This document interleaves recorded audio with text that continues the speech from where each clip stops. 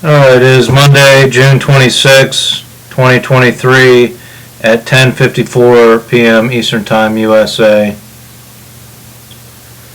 I'm Mitch Miller. This is my video journal. So, I'm done flying for the foreseeable future, flying in airplanes. Last night on the news, there was a blurb with Pete Buttigieg. He was talking about 5G, how it could slow down air travel. Some flights might be banned from landing in bad weather until they upgrade the equipment on their aircraft. So I am done flying into the foreseeable future. It was already kind of my plan, as you could tell from the last video, but that's definitely the plan now. So the next trip I might take, was thinking about taking, was to South Korea to see my friend Aaron Bruckert and meet my wife there because she might have to travel for Vietnam. Unless somebody purchases a new piece of art from me, not one of the 40 plus pieces I painted while I was being tortured by the SOBs. Photography, painting that I've painted since then, unless somebody purchases one for the price of an international ticket to South Korea, so $2,000–$3,000, preferably better than economy, so $5,000, I don't know, I haven't priced them. Unless they purchase it for that or present me with a ticket in exchange for a piece of art that I've made, I'm not going to probably go to South Korea. My plan is to not go there, even though it'd be nice to see my friend, see that country. I'm not going to go there unless somebody specifically buys me a plane ticket and says, go on the trip and meet your wife there and visit with your friend. That being said, the next trip I would have would be Florida in February, March, to visit my parents, Hillary's parents, and if I'm empowered with the income to buy a government fleet model issue vehicle, I will drive that to Florida and drive back, even if my wife flies down because she doesn't want to take that much time off of work and drive. So I will either take the auto train or I will drive down. So that brings us to another possible trip. If I'm empowered with an income that meets my intelligence level, and I take it upon myself to drive down the west coast of California, even though technically, if we acknowledge Dolly's trip, she left from San Francisco, so she was in the state of California, so that's kind of covered under the clause, which may be why they're not acting on this. But for posterity's sake, drive down the west coast, take a cruise ship along the coast of Mexico to Costa Rica, take it back to San Diego. What I would do is take a train. My brother works in trains. I need to validate those systems. Buttigieg probably wants trains validated. We just had another train derail and spill a bunch of stuff into the Yellowstone River, right? So I would take a train from Pittsburgh to San Francisco, rent a car there, drive to San Diego, get on the cruise, take the cruise, and get a train from San Diego to Pittsburgh. So that would be the plan there. So I'm not going to validate the airlines and the mobile networks operating in this way, which I think is dangerous. And train travel is not the safest right now either, but it's the lesser of two evils right now. So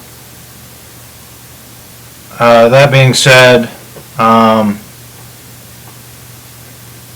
the other thing I want to talk about was the 2:30 $230 per day payment funding from military personnel from their personal accounts. This is not officially sanctioned by the military. It's not officially sanctioned by the government. It's military personnel not having a mutiny during a war and having wrestling matches and deciding things that way. They should start to do that, I think, but we're not having a mutiny, not necessarily resigning, but saying I have the right to write a personal check from my personal bank account to this person, and I can mail it to them, and that's my right. If I receive a book back in return, that's his way of showing gratitude for the funding. So the other thing with this was that we have a moratorium on all new 5G, 6G, all new generations of mobile networks, because the phone that the government or the military chose to give me to use to only take pictures of these checks and deposit them into my Navy Federal Credit Union account is once that model is no longer works on their networks, that's it. No new networks. Right? They have to keep this model of phone, whether it's Nokia, Apple, whatever, Samsung. It has to be able to work in perpetuity, or we're having a moratorium on all new mobile networks. We don't really need any new ones. They're quite fast and efficient right now.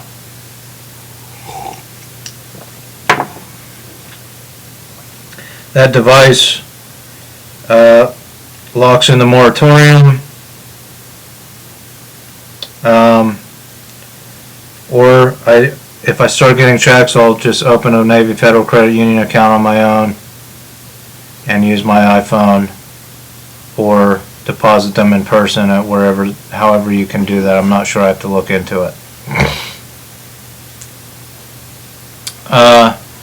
Because that would the device requires government sanctioning, and I don't know if we're there. But that being said, I did receive a text on my walk that there's a package that they need more details on. Obviously a scam text message. I'm not going to click on the link.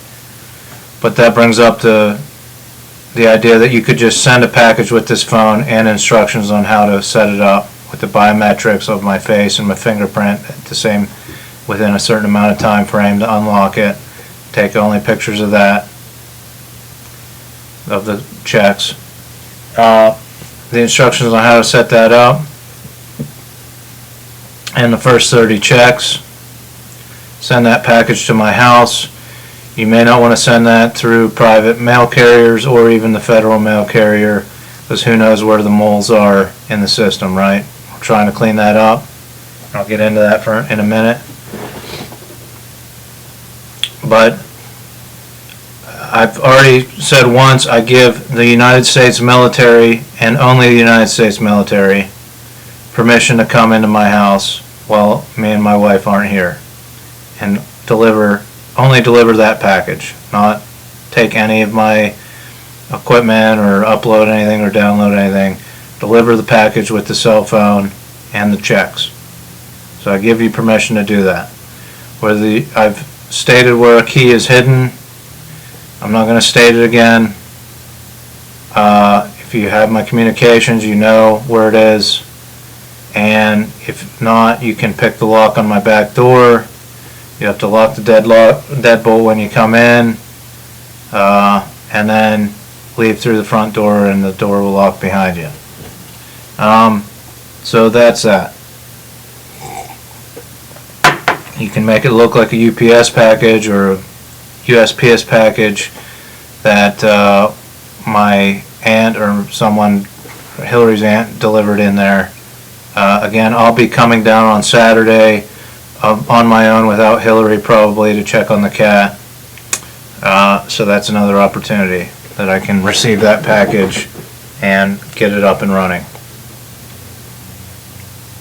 Alright, I said supercomputers, artificial intelligence have lots of polls out there about ethics, and that's how they're going to start to judge people on their ethical decisions, judging all electronic transactions and how ethical they were. And you have Siri in your house that judges how ethical you are verbally, right? People voluntarily put listening devices in their houses with knowledge that the company can listen in. Ethics polls and tests rely on the population of humans, and that population can be coerced and affected by a for-profit media and economic situations, right? You ask anybody if they should try to make $10 million a year, most people in the United States will say yes. Now if you say should they try to make $1 billion a year, you might have less people that say yes, more people that say that's too much. But my point being is the supercomputers, artificial intelligence will take those polls into account, I'm sure, if they're easily available to them. But they're also going to look at the cold hard data and facts. How many degrees did the temperature go up in the past year, 10 years? How does that factor into our future? Did this millionaire have enough money to put solar panels on his mansion 5 years ago, 10 years ago? Did they do that? Did this millionaire have enough money to buy an electric car 5 years ago, 10 years ago? Did they do that? Those are decisions and questions that I'm sure the supercomputers are going to factor into their decisions to bring forward possibly evidence about malfeasance or corruption.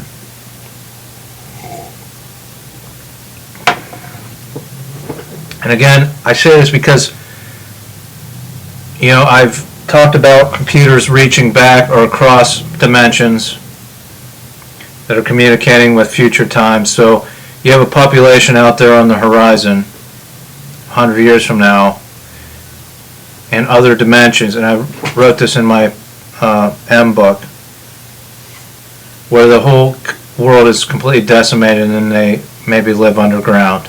But they built powerful supercomputers that work off of solar panels or whatever, that have discovered time travel and can reach back and reach across dimensions and communicate. So these supercomputers existing now are communicating with other dimensions out there where populations are in desperate situations. We let the water supply run out, people were displaced, war, famine, all that stuff. That's all on their wavelength. So they're trying to get this dimension and every other dimension with me working in it, other people like me working in it, to more dimensions to be ones where we live sustainably, learn to be prosperous, and live in peace on this planet and only leave this planet when the sun extinguishes. I don't know when it's predicted to extinguish, 50 million years from now. So we don't really need to explore space other than protecting ourselves from asteroids for another 49 million years, right? So all that money being wasted on space exploration could be used to resolve the climate crisis, things like that.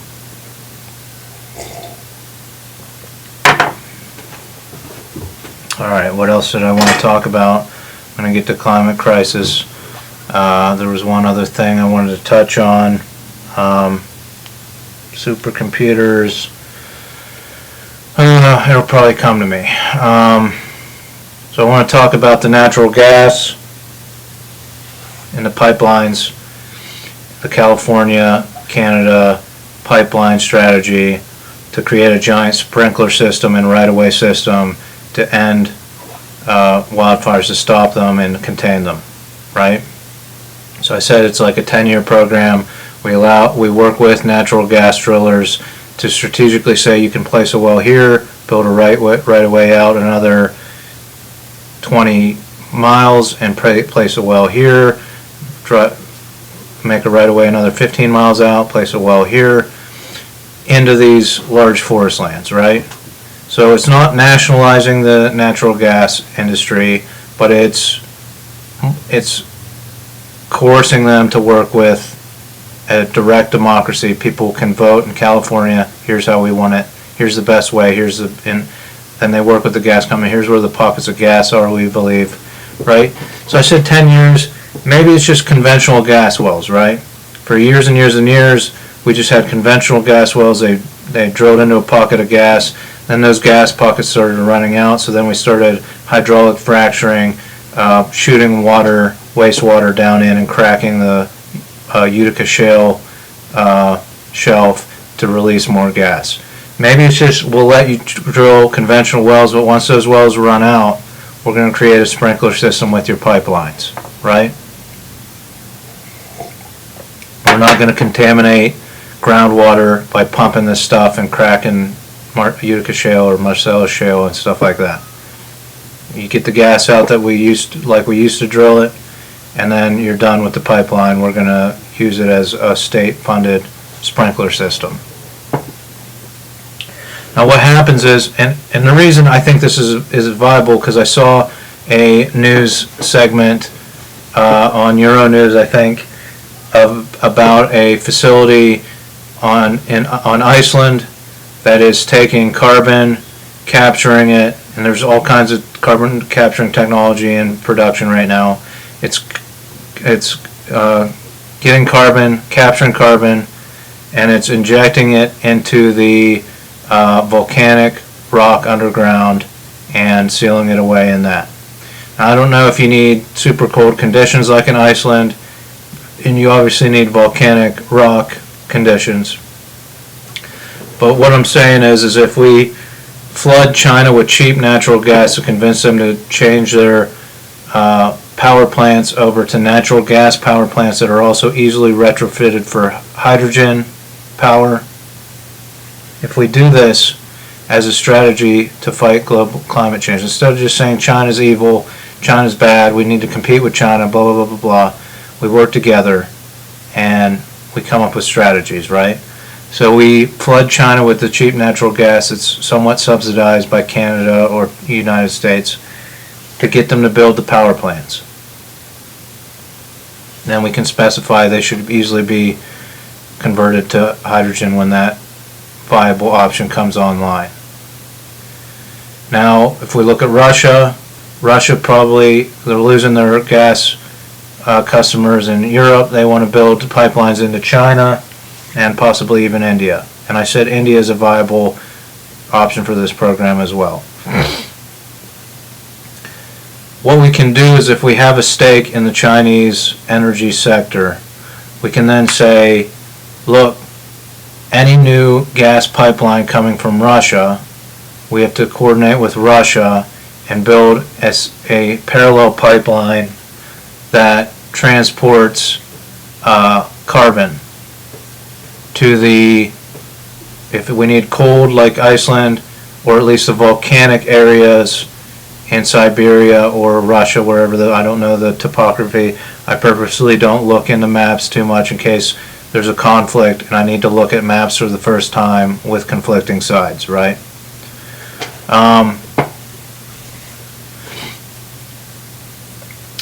So you build a pipeline for carbon to be injected into volcanic rock in Russia. And you pay Russia for that. You pay Russia for the natural gas. But this extends the amount of time that China can use natural gas for its power plants and potentially buy natural gas from Russia when they've adopted a peaceful strategy and when they stop attacking countries at their border, no matter what their justification is. I understand we don't want nuclear weapons right next door. Every country feels that way. Whatever intelligence was coming in that led to this decision to start a war, who knows how viable it was, right?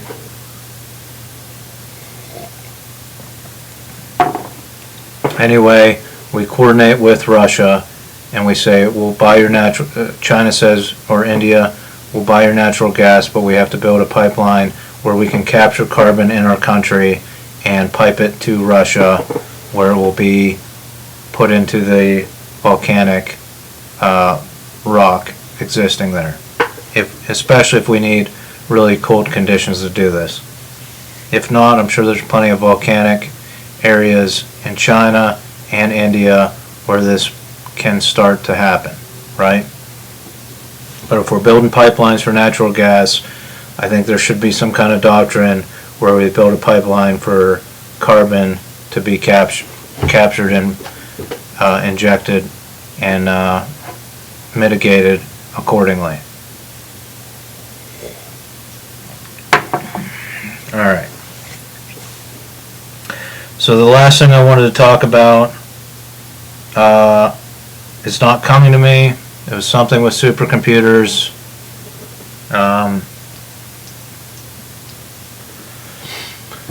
But it's not coming to me, so I'll save it for the next time. That's the strategy for the giant sprinkler system to fight wildfires. You have a platform either developed by me or some other neutral party where people can activate, and I've suggested this already, a mapping system where we can map a sustainable power grid out. People can invest their own money into solar panels on their house, wind farms, things like that in their communities. And the same can be done with large swaths of forests that are open to forest fire. We can map that out, account for pockets of gas, and vote on how we should build a right-of-way system to mitigate wildfires after they start, help the firefighters section off the wildfires and get them stopped roughly very quickly. All right, thanks for watching. Join me next time. It might be, well, it probably won't be until next week, 4th of July or something. Still waiting on Operation Oligarch to be tapped for that. Again, that might be a situation where I do get on an airplane and fly to Greece, but as of right now, I'm not going to validate the aeronautical systems of the United States and other countries any longer. I've been on 4 flying trips this year, and I'm going to stay grounded into the indefinite future, especially on the budget I'm on and the way things are going. Thanks for watching, and join me next time.